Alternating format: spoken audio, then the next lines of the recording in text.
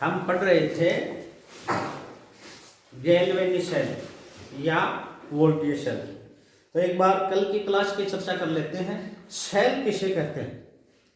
Cell किसे कहते हैं? परिभाषा सुनो। वह युक्ति जिसके द्वारा विद्युत ऊर्जा को रासायनिक ऊर्जा में तथा रासायनिक ऊर्जा को विद्युत ऊर्जा में बदला जाता है, वह सेल कहलाता है। सेल हमने दो प्रकार के किए थे। पहला सेल किया था विद्युत रासायनिक सेल। पहला सेल था विद्युत रासायनिक सेल। विद्युत रासायनिक सेल को ही गैल्वेनिक सेल कहते थे और विद्युत रासायनिक सेल को ही वोल्टेज सेल कहते थे। अच्छा, दूसरा सेल हमने किया था विद्युत अपघटनी सेल। दूसरा कौन सा सेल हो गया? विद्युत अपघटनी सेल। अच्छा, हमने विद्युत रासायनिक सेल या गैल्वेनिक सेल या वोल्टेज सेल, इसकी परिभाषा पढ़ी थी। वह युक्ति या वह सेल जिसके द्वारा रासायनिक ऊर्जा को विद्युत ऊर्जा में बदला जाता है, विद्युत रासायनिक सेल या गैल्वेनिक सेल या वोल्टेज सेल कहते हैं। इसके हमने दो उदाहरण किए थे, एक तो डैनियल सेल और दूसरा लेक्लांची सेल। डैनियल सेल और लेक्लांची सेल। विद्युत अपघटनी सेल में हमने पढ़ा था वह सेल जिसके द्वारा विद्युत ऊर्जा को रासायनिक ऊर्जा में बदला जाता है, उसे क्या कहते हैं? विद्युत अपघटनी सेल। और इसका उदाहरण कौन सा किया था?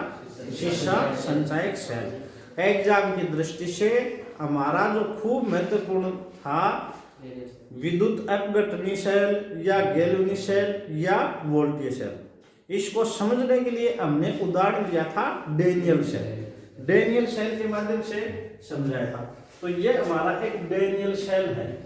डैनियल सेल किसका उदाहरण है? ये गैल्वेनिक सेल का या वोल्टेज सेल का या विद्युत रासायनिक सेल का। इस डैनियल सेल के माध्यम से हम विद्युत रासायनिक सेल के बारे में विस्तार से समझा था। इसको मैं एक बार पुनः दोहरा देता हूं, फिर हम आज मुख्य रूप से करेंगे लवण सेतु तथा इसके कार्य। लवण सेतु तथा इसके कार्य सुनो। क्या होता है? ये जो डैनियल सेल होता है, इसमें एक पात्र में जिंक का इलेक्ट्रोड होता है। जिंक की रोड होती है जो जिंक इलेक्ट्रोड के रूप में कार्य करती है। और इस पात्र में इस जिंक का ही विलयन भरा रहता है।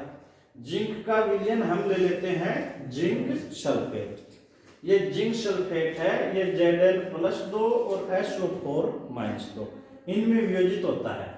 अच्छा, दूसरे पात्र में हम लेते हैं कॉपर की छड़। किसकी रोड लेते हैं? कॉपर की। और इसमें किसका विलयन भरते हैं? कॉपर का। और इसमें कॉपर सल्फेट का विलयन भर लिया जाता है। अच्छा, आगे देखो।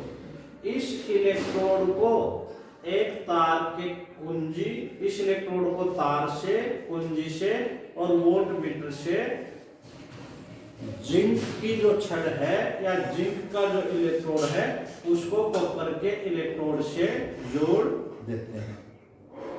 ये बाह्य परिपथ पूर्ण हो गया। अच्छा, अब देखो होता क्या है? एक सवतः विक्रिया होती है। कैसे? कि ये जो जिंक है ये अधिक क्रियाशील है, कॉपर कम क्रियाशील है। तो ये अधिक क्रियाशील कॉपर नहीं, अधिक क्रियाशील जिंक ये इसी के विलयन में Zn सल्फेट में रखा है। क्या गतिविधि हो गई? ये जो जिंक है ये ठोस है। ये जिंक कैसा है? ठोस है। यहां से शब्द इलेक्ट्रॉन त्यागेगा और ये जिंक, मान लो ये जिंक है, यहां से इलेक्ट्रॉन त्याग के इलेक्ट्रॉन को छोड़ देगा यहीं। इलेक्ट्रॉन को कहां छोड़ दिया? इसी स्थान पर। और खुद इस विलयन में इस रूप में आ गया Zn+2।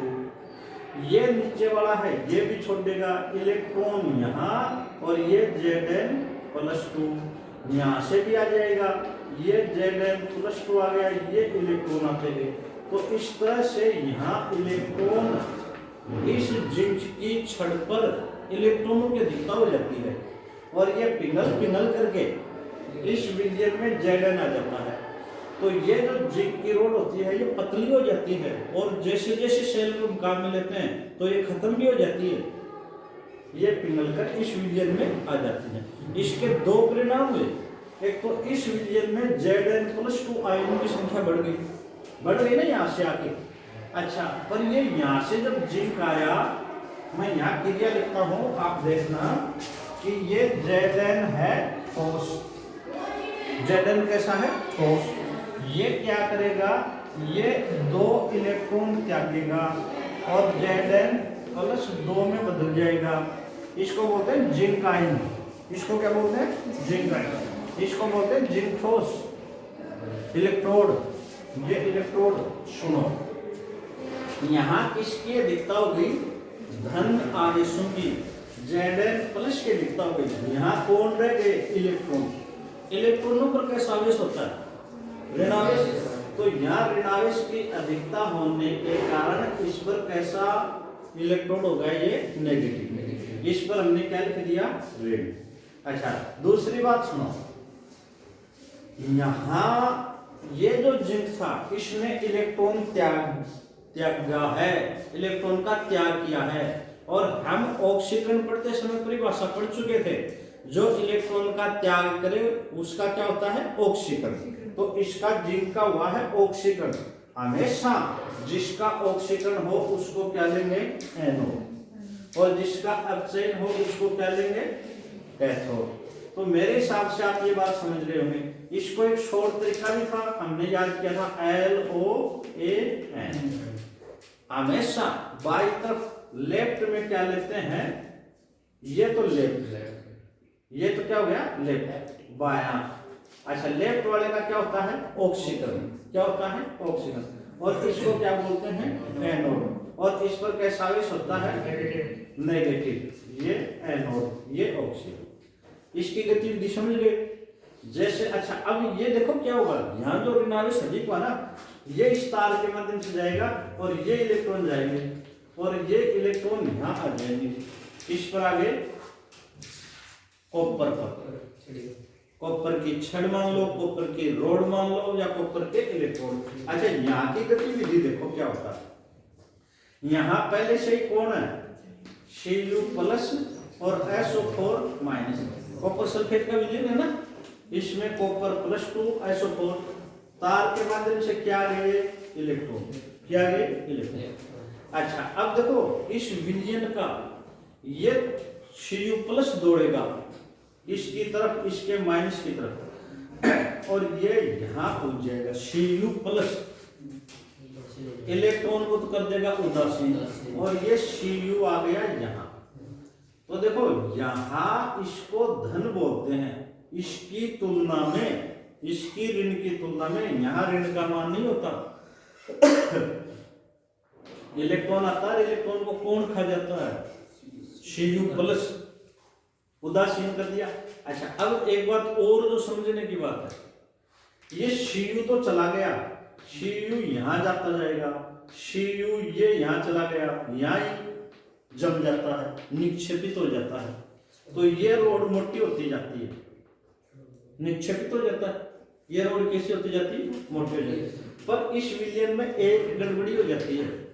यहाँ SO4 जो माइनस है ना, SO4 ये माइनस अधिक हो जाते हैं इसमें।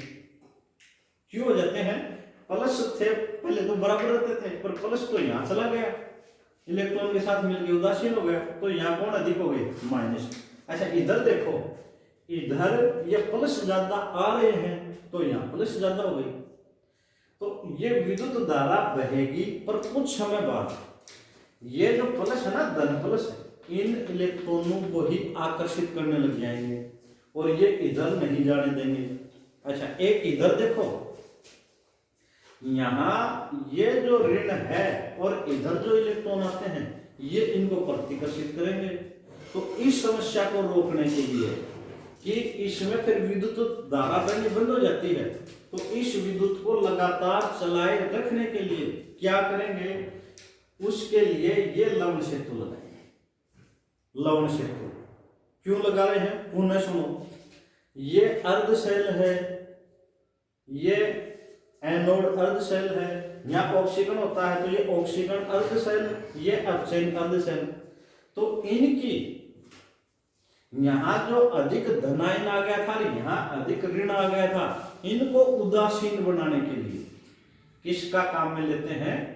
लवण सेतु। लवण सेतु कांच की यू आकार की नली होती है, परंतु इसको उल्टा लगाया जाता है। यहाँ इसमें रुई लगा दी जाती है, यहाँ इस रुई लगा दी जाती है। आगे देखो, इसमें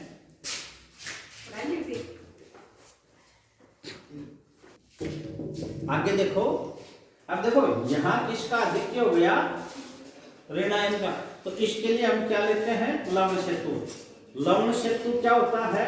यू आकार की कांच की ट्यूब, परंतु इसमें उल्टी लगा दी है। यू आकार की थी ना, परंतु इसको कैसे लगा दिया? उल्टा।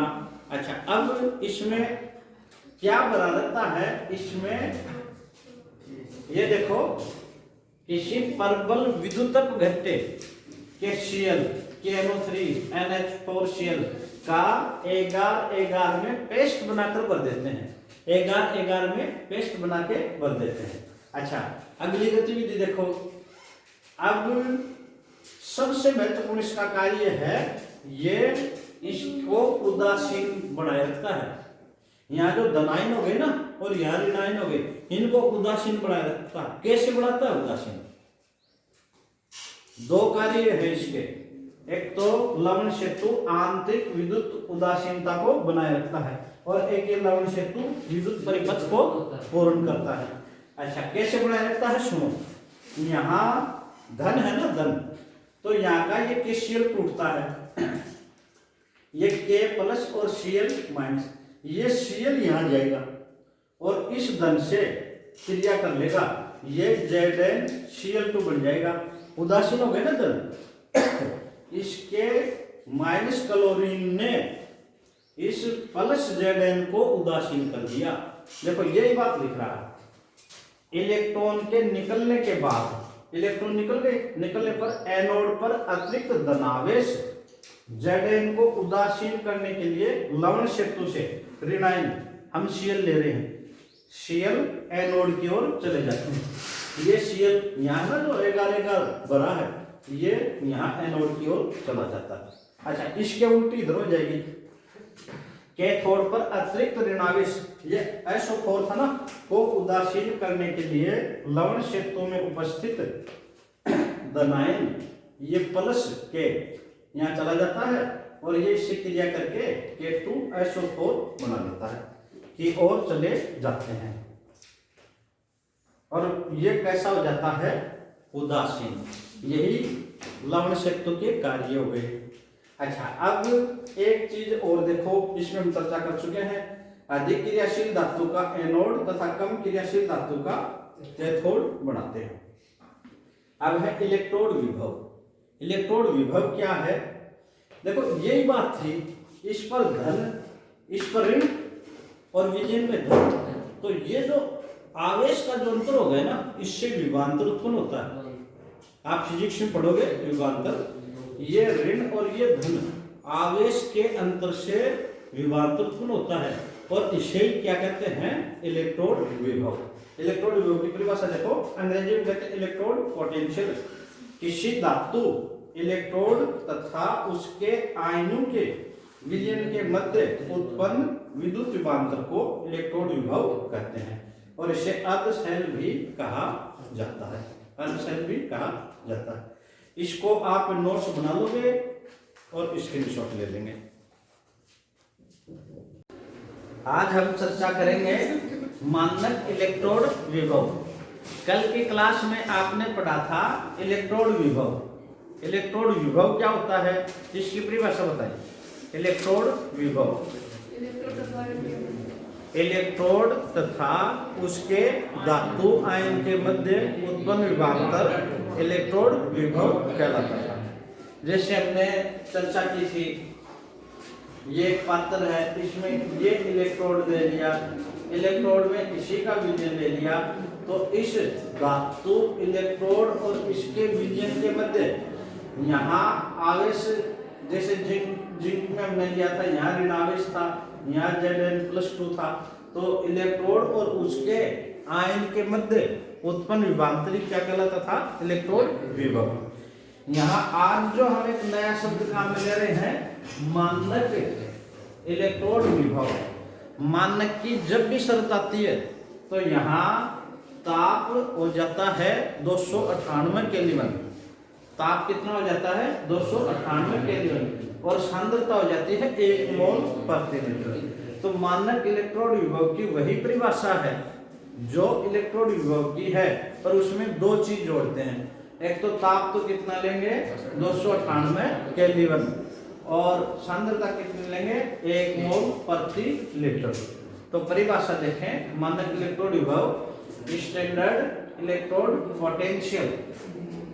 एक अर्ध सेल में 298 केल्विन ताप पर 1 मोल प्रति लीटर सांद्रता के धातु आयन विलयन में इलेक्ट्रोड का विभव मानक इलेक्ट्रोड विभव कहलाता है। बस हमें सिर्फ दो चीज पे विशेष ध्यान देना है। ताप कितना है? 298 केल्विन, और सांद्रता होगी 1 मोल प्रति लीटर। अच्छा, मानक इलेक्ट्रोड विभव को किससे प्रदर्शित करते हैं? ई नोट से। जब ये ऊपर नोट लगा दिए ना, ई नोट, ये मानक का है, और इलेक्ट्रोड विभव को केवल ई से प्रदर्शित करते थे, और जब ये आ गया मानक तो ई नोट से प्रदर्शित करते हैं।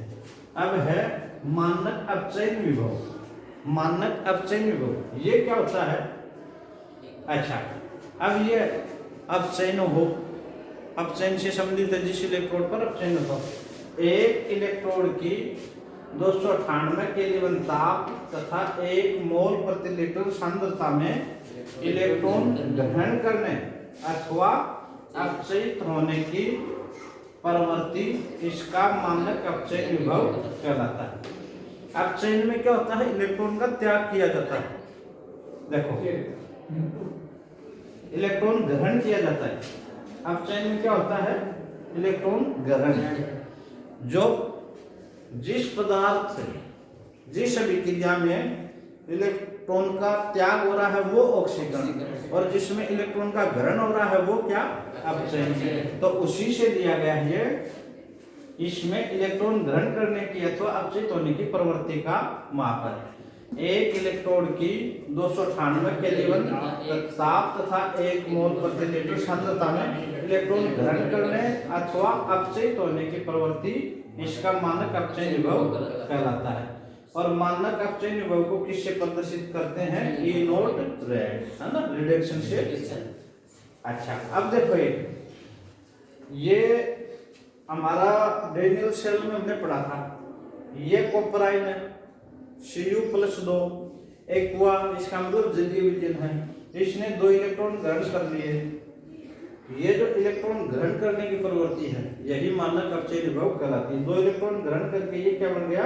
कॉपर ठोस। या एक कॉमन उदाहरण दें, ये धातु है M+N, इसने N इलेक्ट्रॉन ले लिए और ये उदासीन धातु में परिवर्तित हो गया। तो इसका जो विभव होता है वो कहलाता है मानक अपचयन विभव। मानक अपचयन विभव को किससे प्रदर्शित करते हैं? ई नोट, हाँ, रिडक्शन। अब आ जाओ मानक ऑक्सीकरण विभव। ऑक्सीकरण क्या होता है? जो इलेक्ट्रॉन त्यागता है, अपचयन में जो इलेक्ट्रॉन ग्रहण करता है। अच्छा, मानक ऑक्सीकरण विभव को किससे प्रदर्शित करते हैं? ई नोट ऑक्सीडेशन। देखो, एक इलेक्ट्रोड की 298 केल्विन ताप तथा 1 मोल प्रति लीटर सांद्रता में इलेक्ट्रॉन त्यागने अथवा ऑक्सीकृत होने की प्रवृत्ति, इसका मानक ऑक्सीकरण विभव कहलाता है। और हम पढ़ चुके इसको किससे करते हैं? ई नोट ऑक्सीडेशन। अच्छा, उदाहरण देखो, ये जिंक हम पढ़ चुके हैं डेनियल सेल में, तो ये जेड है, इसने 2 इलेक्ट्रॉन त्याग दिए और ये Zn(Aq) जलीय विलयन बन गया। या ये M ठोस धातु है, इसने N इलेक्ट्रॉन त्याग के M+N में बदल गया। इसी तरह H2 है, हाइड्रोजन है, इसने 2 इलेक्ट्रॉन त्याग दिए और ये 2H+ में बदल गए। अच्छा, ये कौन सा हो गया? मानक ऑक्सीकरण विभव। अब एक इम्पोर्टेंट है, आप याद करोगे कि IUPAC के नियमानुसार मानक अपचयन विभव को, मानक अपचयन विभव कौन सा हो गया? ये मानक अपचयन विभव ए नोट रिडक्शन।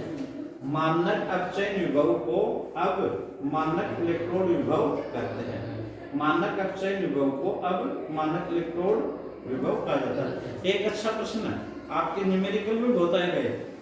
मानक इलेक्ट्रोड विभव कौन सा कहलाता है? मानक अपचयन विभव। ऑक्सीकरण विभव को न मान करके हमने किसको मान लिया? अपचयन विभव को। तो मानक अपचयन विभव को ही अब मानक इलेक्ट्रोड विभव कहा जाता है।